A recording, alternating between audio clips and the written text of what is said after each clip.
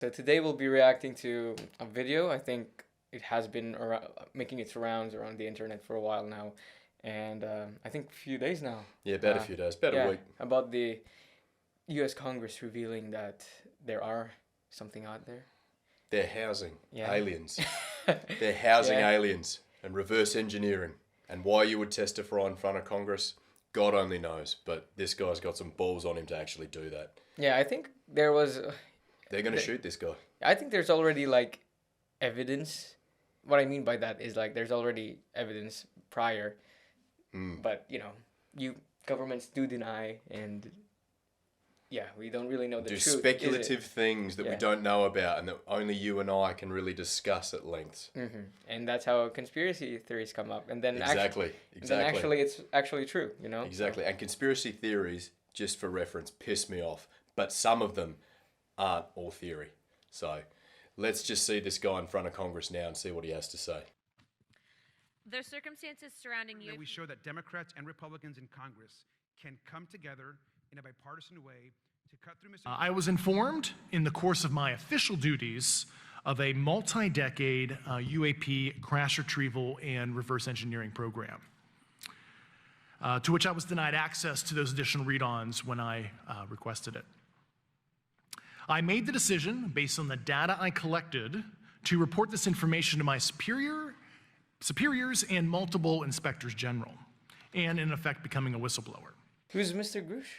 So this guy apparently worked for Central Intelligence, right? Okay.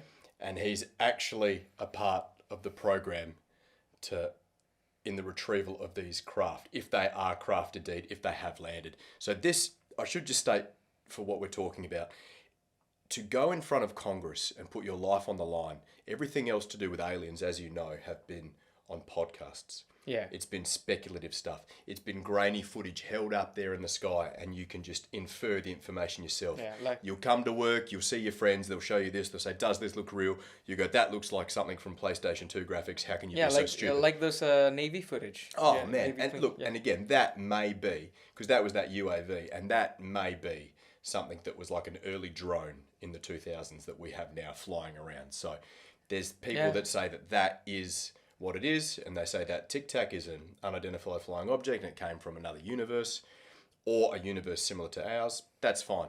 But this guy's actually going in front of Congress and he's putting his life on the line, his reputation on the line, and stating that we have had it for multi-decades, which is no surprise because this has been going on for decades and probably even longer. And that he's actually saying we have the little green men, we have the spacecraft, and we're part of reverse engineering this process, which we've heard before with Bob Lazar. Bob Lazar is a man I'm sure you're familiar with who worked at Los Alamos, right, in the 80s. And then subsequently everything he said has come true, which is quite remarkable. Because if he was lying, then how could he lie in post and then everything subsequently get proven right in 30 years? Wasn't he the guy who was doing projects for Mars? Like the drones, or No, I'm not too sure about that. I don't know. I'm not too sure about that. But Yeah, I think he was involved in reverse engineering because he was an engineer and he tried to back engineer how these things were actually hovering in the air. And he said it was an anti-gravity type of engine that he was using. And no, yeah, I know, right? I know. are you sure? I thought he was the guy. He was working with a few guys on a project, and then they worked at Area 51. Yeah. And then they saw stuff. Is all I can say, like ships moving through Actually, a mountain. Yeah, I that does sound, yeah, right. Yeah, I that think does that sound was right. it. Yeah, Yep. there's so much that he's said, and it's really hard to make heads or tails of what he's actually saying. And during most interviews with Bob Lazar, if you've seen them, he'll actually break down halfway and say, I have a headache, and then they'll stop. And that's the only thing that leads me to believe in speculative information that it might not actually be correct. Ah, okay. So those things throw spanners into the works. Whereas this guy, Mr. Gresh, is actually just going on Congress and stating this outright. So whether that means a full governmental inquest or this is going to have more whistleblowers go forth, because I think that's what Bob Lazar was trying to get. He was trying to get more people from Los Alamos to come out and actually say, look, he's right. I've seen it. I've worked on it. He's correct. Instead, he's the only one out there saying these unfathomable claims, realistically. Yeah, correct. Yeah. As you know, I've suffered retaliation for my decision, but I am hopeful that my actions will ultimately lead to a positive outcome of increased transparency. Have you faced any retaliation or reprisals for any of your testimony or anything on these lines? Yeah, I have to be careful what I say in detail because there is an open whistleblower reprisal investigation on my behalf, and I don't want to compromise that investigation by providing anything that may help provide somebody information. But it was very brutal and very unfortunate, some of the tactics they used to hurt me both professionally and personally, to be quite frank. Would you be a whistleblower? If you had sensitive information and your career's on the line and you're on good money, Snowden style, he could have just sat back, Edward Snowden, for those listening, just worked for the CIA also and released information, sensitive information on the US actually spying on people just who are in the community, just general people, and just releasing data. And he blew the whistle and now he's in hiding. He has to live his life on the run away from his family. That's true. Yeah, So again, if you had sensitive information, it's a difficult. not sure I would. It's a to be difficult honest. decision because it depends on what you have. Like you have a family, and you'll be on the run forever. Or maybe I don't know if the government opens up about it, then maybe you won't be. You'll be safe, but And you have to wrestle with your conscience yeah. too. But if the government continues to deny it, and then you've already revealed it, then You I just don't don't want know. to be. Yeah. I think you don't want to be first out the gate, because the first person out the gate always gets the bloodiest. Yeah, but if everybody doesn't want to be first out the gate, then it wouldn't be Yeah, true. revealed. That's why True. we're just getting Yeah. it now, right? True. So I think I would, but it's easy for me to say because I don't have a family of my own, and maybe having your family Might will make you cha- think different. Yeah, might make you think Yeah. different, but yeah, I think what goes best with your values and what you think's best for humanity, I guess. Because whether this is best for humanity, it's just, it perplexes me whether it is or it isn't. Because if we've had them for decades, as he's saying, as Mr. Grosh is saying, then it's like, well, surely by now you would see the flow-on effect from some of that technology. We're talking 80s. I mean, is there anything that you can think of now that you would relate to anything that's an extraterrestrial? Probably not, technologically wise. Yeah, that's the thing, we don't know because they've Yeah. kept it hidden. Yeah. So But I mean, surely by now, again, if you could reverse engineer this properly, then there would be stuff there, which leads me to believe that they haven't been doing a very good job of reverse engineering said instruments. or maybe they have. It's just a top secret Yeah. because other governmental bodies. Yeah. Well, let's say a war breaks out. Well, I've got these goodies on my hands, Yeah, right? yeah. So it's like Yeah. you don't really want to share that too. And it's decompartmentalized because it's like if you're working on it with other nations and other engineers around the world, because it's not just America that has great engineers, there's other countries as well. If one of them has a breakthrough, are you going to hide that from them? I could see a very Yeah, big... It's not a bipartisan type. Yeah, I mean, as much as we would like to think that our world is kind of like connected, Yeah. like you know what I mean, but there are still some Cold War Cold type War stuff type going stuff on. going Yeah. on. Secrets, And yeah. and I think it's because we don't have really a common enemy. Like, you know, you see in those movies where Yeah. they're like, once the aliens come, everybody's like put aside their differences that's because true. they're all Yeah. humans. But since we don't know anything, it's just we're just always fighting each other. And like now, there's the Yeah. war in Ukraine, and Yeah.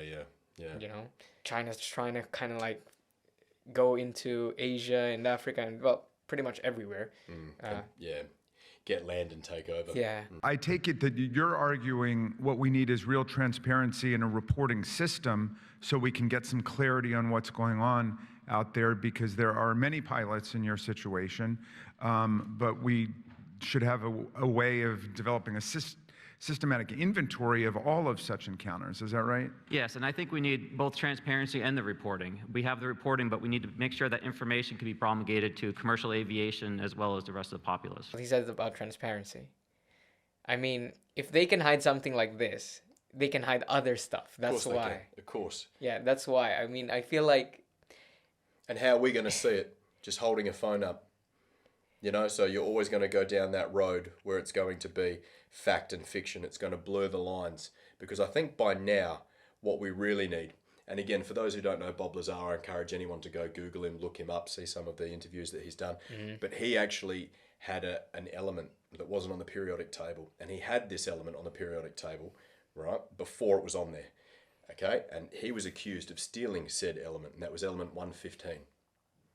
Yeah, whatever that Which- is. Yeah. So according to him, he videotaped himself bending light, that it could bend light. So again, that's related to gravity and what you can actually do around that. And he said this powered the ship.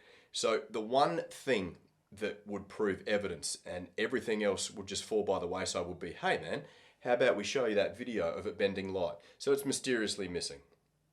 One that he filmed. So that's so these things, I go half in, half out. I'm all for it if they exist, I'm all for it if they don't. Because again, it's more scary if we are alone in the universe than if we are not. I agree. Yeah, I mean, Yeah. But again, where's the evidence? Show some sort of evidence. it's scary, but it's not. I mean, we're just a small speck. Oh yeah, I know. You know. I know. But again, there needs to be some sort of evidence-based stuff, and then we can move forward. Yeah, exactly. Okay? But But again, going on Congress and actually testifying for, the whole world to see is a ballsy Yeah. move. What about you? What was your experience after you came forward? Well, it's only been about 2 months or so, so I guess my experience has been overwhelming support from former colleagues of mine that have privately messaged me, and I do appreciate that.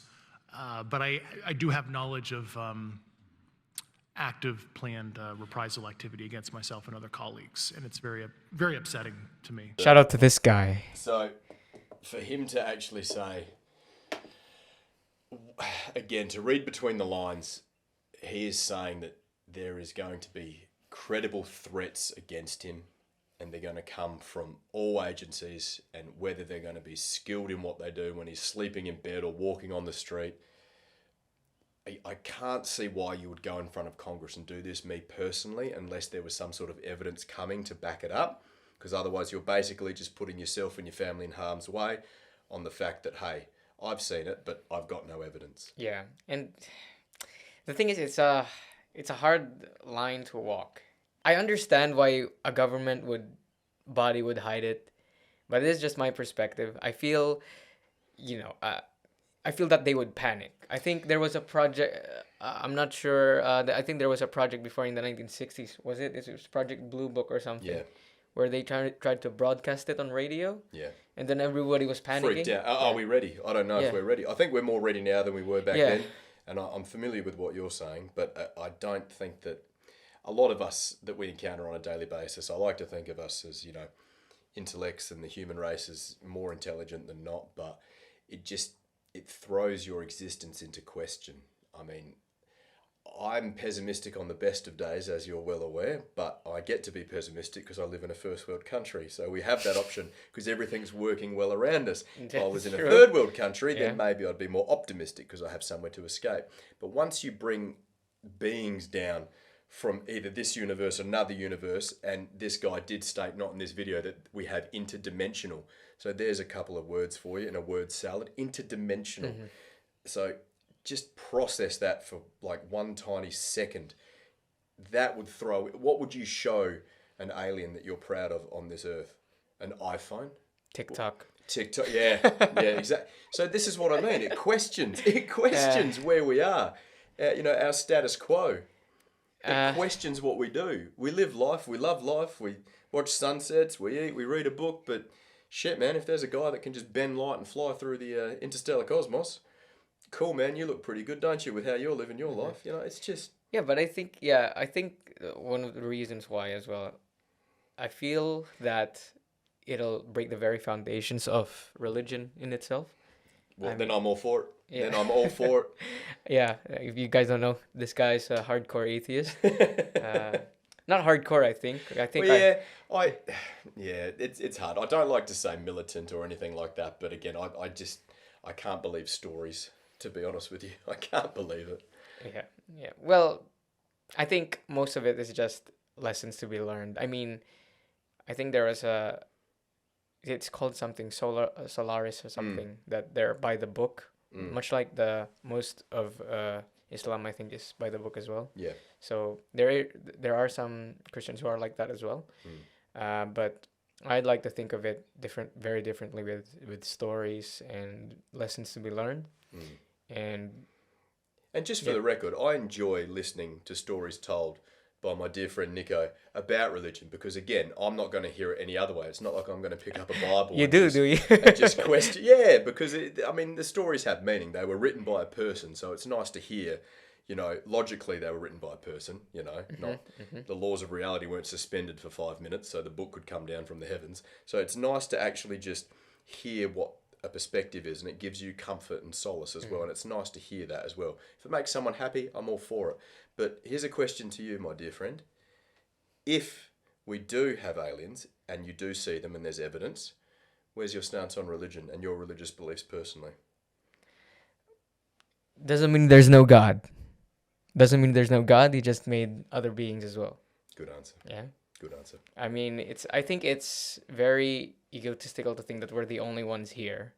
I mean, that's what's... Well said. Yeah. Well I mean, said. I think that's what's written on the book as well. The thing is, I'm not very well versed in the Bible as well. I do read it from time to time, so don't take my word for it. But if you want to, you can read for yourself. If you just look at the Earth, right, and you look at pictures of it from the moon, well, it's just impossible for us to be the only ones here. I know. Yeah. And you see how deep space actually is, and if you listen to any of Brian Cox's work, and you just listen to him talk for 2 minutes so eloquently about what we're made of, and atoms, and black holes, and dwarf stars, you just think, shit, the observable universe is just ridiculous. It's mind-blowing for a start, but it also makes you realise, where we stand. Everything matters in your life to an extent. But again, if you were to look from the moon at Earth, you'd just be like, for a second, shit, man. Everything sort of matters, but it doesn't at the same time. You've just got that suspended reality for 5 seconds, and then you can go back to living your daily life, which you're accustomed to. But once this either does or doesn't get proved, there's no grey area on this. It's either going to come out, right? Or this guy's going to get sniped while he's driving down the highway by a bullet, okay? And then it goes away for a while, or more people are going to come out. You've got 3 options right there, the way that I feel that this is going to play out. And it would be nice to see more people come out and actually say this in front of Congress, because then you start to believe and you start to go, oh shit, okay, maybe this guy isn't just trying to, be the flavour of the month in front of Congress, because essentially it can't be disproven. Right, you go in front of Congress, they could take you, the bailiff can take you away if you're lying, but how do you prove you're lying?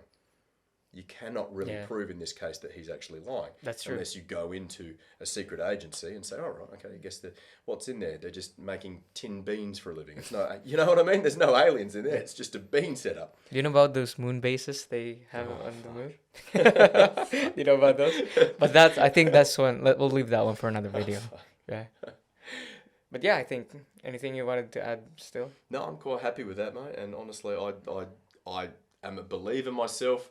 But again, I go in and out of this quite easily. Let me know what you guys think in the comments. Is he telling the truth? Is he not? We'll see. Like and subscribe. Till next time.